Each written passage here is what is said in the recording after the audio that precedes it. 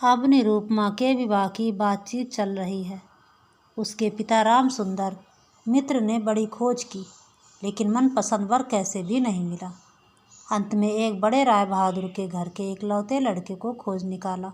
उस राय बहादुर के पैतृक जमीन जायदाद बहुत कम रह गई है, पर घर तो खानदानी ही था ना। वर पक्ष ने दहेज में 10,000 की रकम और अनेक प्रकार की दान सामग्री की मांग की।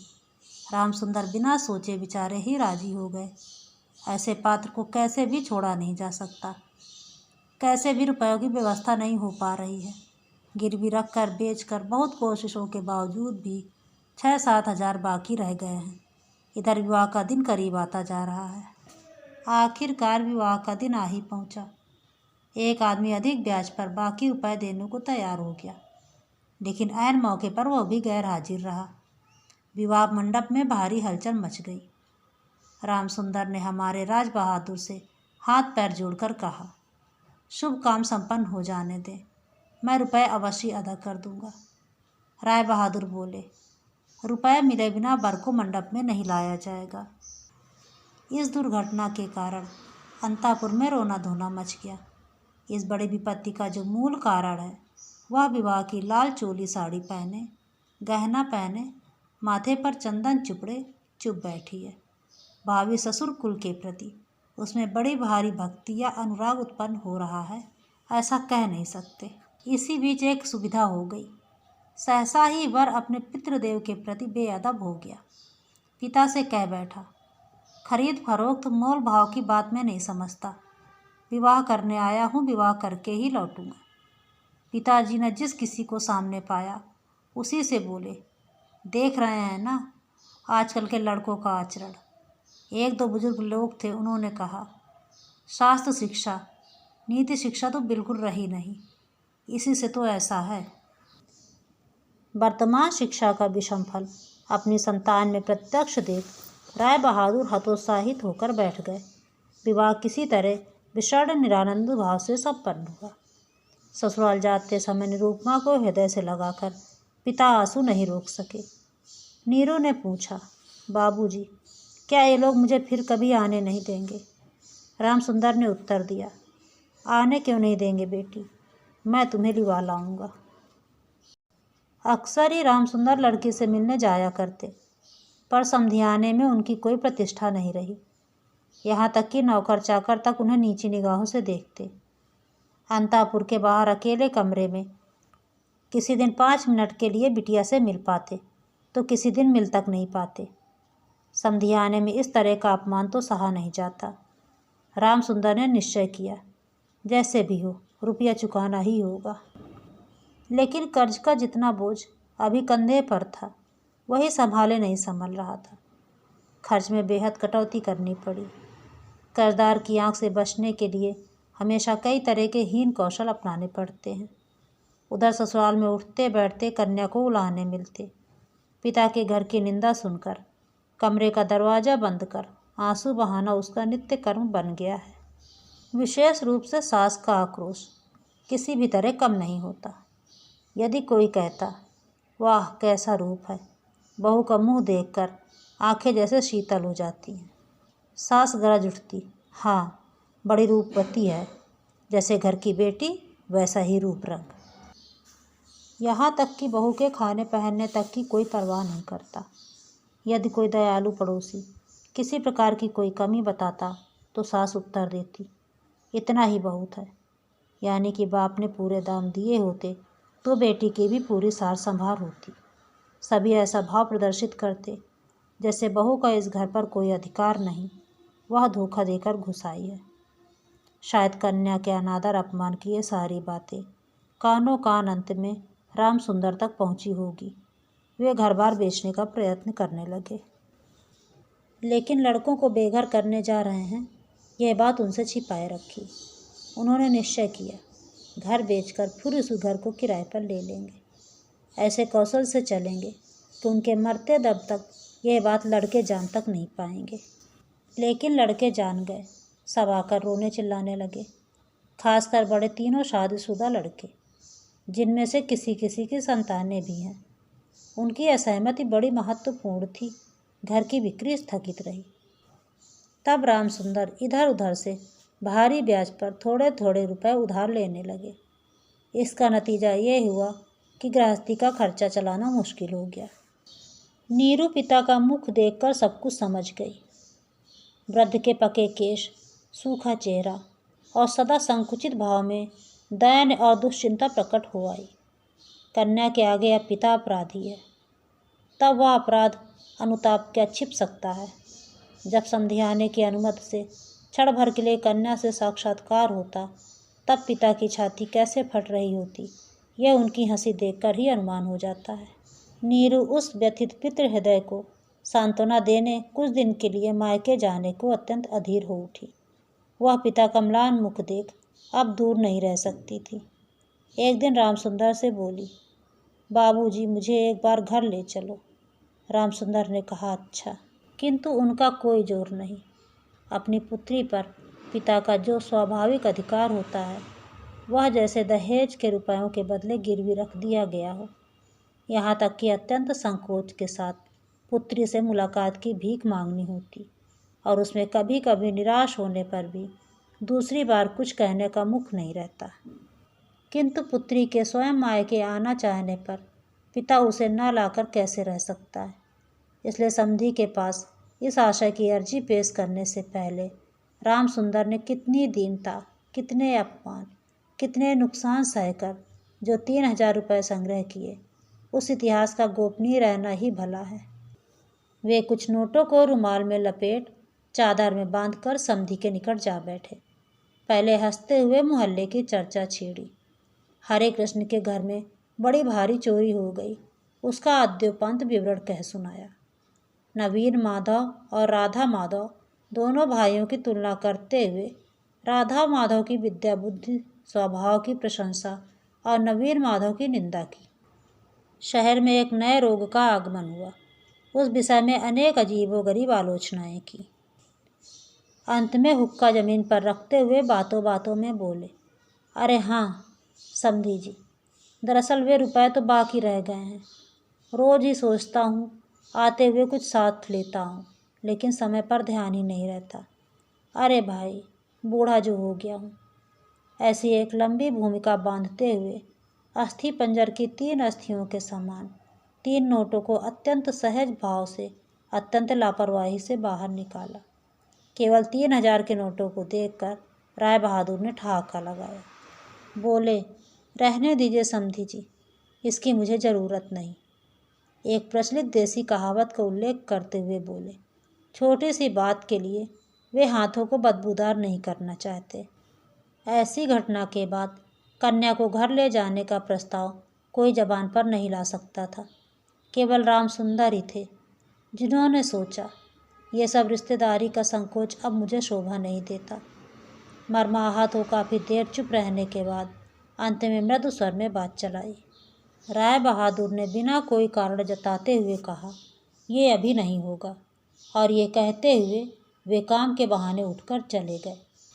रामसुंदर पुत्री को मुंह न दिखाकर कांपते हाथों उन नोटों को चादर की खूंट में बांधकर लौट आए। मन ही मन प्रतिज्ञा की, जब तक सारे रुपए अदा करके निसंकोच कन्या के अधिकार की मांग नहीं कर सकेंगे, तब तक फिर समधियाने नहीं जाएंगे।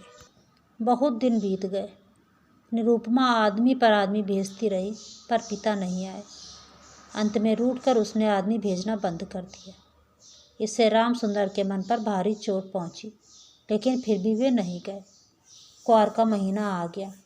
रामसुंदर ने कहा, अब की पूजा में बेटी को घर लाना ही है, नहीं तो मैं। खूब लंबी चौड़ी सी कसम खाई। पंचमी या षष्ठी के दिन चादर की खूंट में कुछ नोटों को बांधकर रामसुंदर ने यात्रा की तैयारी की। एक 5 साल के पोते ने आकर पूछा, दादाजी, क्या मेरे लिए गाड़ी खरीदने जा रहे हो? ठेला गाड़ी चढ़कर हवा खाने का बहुत दिनों का शौक है, पर किसी भी तरह उसे पूरा करने का उपाय नहीं सूझता। 6 वर्ष की पोती रोती हुई आकर कहती है, पूजा के अवसर पर निमंत्रण में पहनकर जाने के लिए उसके पास एक अच्छा कपड़ा नहीं है। रामसुंदर यह सब जानते थे। तंबाकू पीते पीते बूढ़े ने इस विषय पर काफ़ी सोचा। जब राय बहादुर के घर से पूजा का निमंत्रण आएगा तब उनकी बहुओं को अत्यंत मामूली गहनों के साथ अनुग्रह प्राप्त के समान वहाँ जाना होगा। इन सब बातों को सोचकर उन्होंने बड़ी गहरी सांस भरी, लेकिन इससे उनके भाग्य की वार्धक्य रेखा के अधिक गहरे अंकित होने के सिवाय और कोई फल नहीं मिला। दैन्य पीड़ित घर की क्रंदन ध्वनि को कानों में भरकर वृद्ध ने अपने समधी के घर में प्रवेश किया। आज उनमें वो संकोच का भाव नहीं। द्वार रक्षक और मृत्यु के मुंह की ओर भी वो चकित सलज दृष्टिपात दूर हो गया, मानो उन्होंने अपने ही घर में प्रवेश किया हो। सुना, राय बहादुर घर में नहीं है, कुछ देर प्रतीक्षा करनी होगी। मन के उच्छ्वास को न संभाल पा राम सुंदर ने कन्या से मुलाकात की। आनंद तिरेक से दोनों नेत्रों से आंसू बह चले। पिता भी रो रहे हैं, कन्या भी रो रही है। दोनों में से कोई भी बोल नहीं पा रहा है। ऐसे ही कुछ समय बीत गया। फिर राम सुंदर ने कहा, बेटी, अब की तुझे ले जाऊंगा, अब कहीं कोई रुकावट नहीं। इस समय राम सुंदर के बड़े लड़के हरमोहन ने अपने दोनों छोटे बच्चों के साथ सहसा कमरे में प्रवेश किया। वे पिता से बोले, बाबूजी, तो फिर आपने हम लोगों को रास्ते पर बिठा ही दिया। राम सुंदर ने अचानक अग्निमूर्ति को कहा, तुम लोगों के लिए क्या मैं नरक में जाऊं? तुम लोग मुझे मेरे सत्य की रक्षा नहीं करने दोगे। राम सुंदर घर बेच बैठे हैं। लड़के कैसे भी कुछ ना जान पाए, इसके लिए अनेक उपाय किए, फिर भी वे जान गए। जानकर उनके प्रति अचानक रुष्ट और असंतुष्ट हो उठे। उनका पोता उनके दोनों घुटनों से यथाशक्ति लिपट मुंह उठाकर बोला, दादाजी, मुझे गाड़ी नहीं खरीद दी। सिर झुकाए राम सुंदर से कोई उत्तर ना पा नीरू के पास जाकर बोला, मुझे एक गाड़ी खरीद दोगी बुआ? निरुपमा सारा मामला समझ गई। बोली, बाबूजी, यदि तुमने एक पैसा भी मेरे ससुर को दिया तो अपनी कन्या का मुंह फिर कभी ना देख पाओगे। तुम्हारी देह छूकर मैं ये कसम खाती हूँ। राम सुंदर ने कहा, राम राम, ऐसी बात नहीं कहते। फिर ये रुपये यदि मैं ना दे पाऊँ तो तुम्हारे पिता का अपमान है और तुम्हारा भी। नीरू बोली, रुपया देना ही अपमान है। तुम्हारी कन्या का क्या कोई सम्मान नहीं? क्या मैं केवल रुपए की थैली भर हूँ? जब तक रुपए हैं तब तक मेरा दाम है। नहीं बाबूजी, ये रुपए देकर तुम मेरा अपमान मत करो। इसके अलावा मेरे पति तो ये रुपए नहीं चाहते। राम सुंदर ने कहा, बेटी, तब ये तुम्हें जाने नहीं देंगे। निरुपमा बोली, ना जाने दे तो क्या कर सकते हो बोलो, फिर तुम भी ले जाने के लिए कुछ मत कहना। राम सुंदर कांपते हाथों नोटबंदी चादर को कंधे पर डाल चोर के समान सबकी आंखें बचाकर लौट गए। राम सुंदर रुपए लाए थे और बेटी की मनाही के कारण वे रुपए दिए बिना ही लौट गए, यह बात छिपी ना रही। द्वार पर कान लगा कौतूहल स्वभाव वाली दासी ने नीरू की सास के पास से खबर पहुंचा दी। सुनते ही उनके क्रोध की सीमा ना रही। निरुपमा के लिए उसकी सास अब कांटों की सेज बन गई। इधर उसके पति विवाह के थोड़े दिन बाद ही डिप्टी मजिस्ट्रेट होकर किसी दूसरे शहर में चले गए थे। कहीं संग दोस्त से नीरू को कुछ शिक्षा न मिले, इसी बहाने अब मायके के रिश्तेदारों से मुलाकात की बिल्कुल मनाही हो गई थी। इसी समय नीरू अत्यंत कठिन रोग से पीड़ित हो गई, पर इसके लिए उसकी सास को पूरी तरह से दोषी नहीं ठहराया जा सकता। अपने शरीर के प्रति वह अत्यंत लापरवाही बरत रही थी। कार्तिक महीने की ओस में रात भर सिरहाने का द्वार खुला रखती, जाड़े के दिनों में देह पर कपड़ा नहीं रखती, खाने पीने में कोई नियम नहीं मानती। दासियां जब अक्सर भोजन लाना भूल जाती तब एक बार भी मुंह खोलकर उन्हें स्मरण नहीं दिलाती। पर पराये घर में दासी की तरह स्वामी स्वामिनी के अनुग्रह पर निर्भर हो रही है, यह संस्कार उसके मन में बद्धमूल हो रहा था। लेकिन इस प्रकार का भाव भी सास को सहे नहीं था। यदि भोजन के प्रति बहू की किसी प्रकार की लापरवाही देखती तो सास कह उठती, नवाब की घर की बेटी है ना, गरीब के घर का अन्न इनके मुंह में रुचता नहीं। फिर कभी कहती, एक बार देखो तो कैसी बुरी शक्ल बना रखी है, दिन ब दिन जैसे जली सूखी लकड़ी सी हुई जा रही है। रोग जब गंभीर होता गया तब सास बोली, ये सब इसके नखरे हैं। आखिर एक दिन नीरू ने अत्यंत विनयपूर्वक सास से कहा, माँ, मैं एक बार अपने बाबूजी और भाइयों को देखूंगी। सास बोली, यह मायके जाने का बहाना है, कहने का कोई विश्वास नहीं करेगा। जिस दिन संध्या के समय नीरू की सांस उखड़ने लगी, उसी दिन पहली बार डॉक्टर ने उसे देखा था और उस दिन ही डॉक्टर के देखने का अंत भी हो गया।